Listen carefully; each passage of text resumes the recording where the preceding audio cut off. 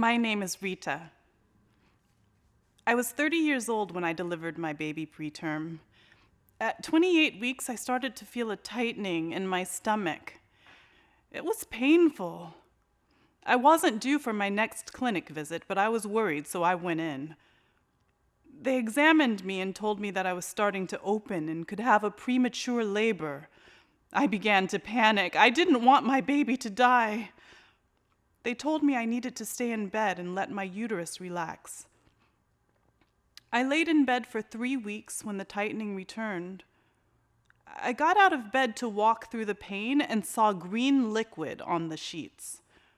I knew this was not right. I rushed back to the hospital and was told I was about to deliver.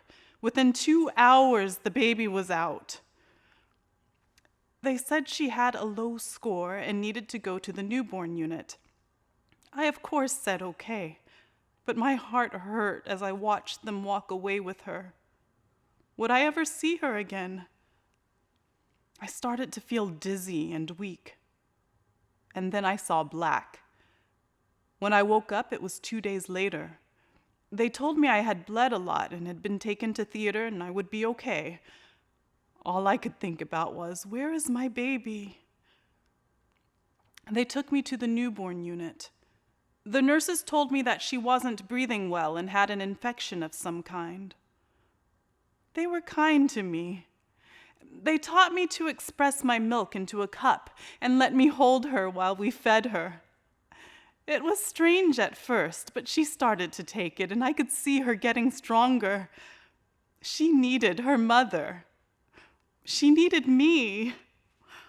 We stayed there together for 2 weeks. With the kind nurses helping and caring for us, we were able to go home together. At home, things were different. Sarah, that was what I named her. She wouldn't feed, not at the breast or from a cup. And expressing milk became so painful. My breast became so large and hurt all the time, and Sarah just wouldn't eat. She started to look weak and couldn't look at me. I knew something wasn't right.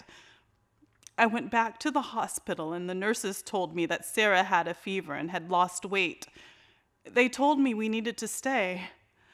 I felt they were angry at me for letting her get sicker and smaller, but I had tried so hard. This time we were sent to the normal pediatric ward. The other babies were big and healthy, not like my Sarah. The nurses were not kind and never seemed to have time for us. They just kept saying, "Make sure you feed her," but without offering any support.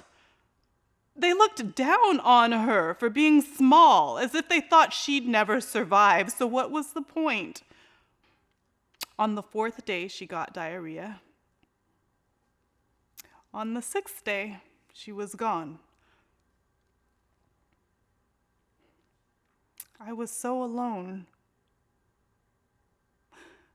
My baby was gone, and I was so alone. My family was there, but they were like distant people, blurred and making sounds that I couldn't hear. All I could hear was Sarah. When it was time to bury her, my family did not want to pay for the burial. They said she was too small and hadn't really been a baby anyway.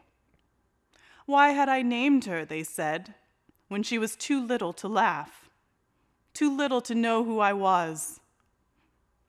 I didn't care what they thought. My husband and I and our older son buried her together. She was a baby. She was real. She was my Sarah.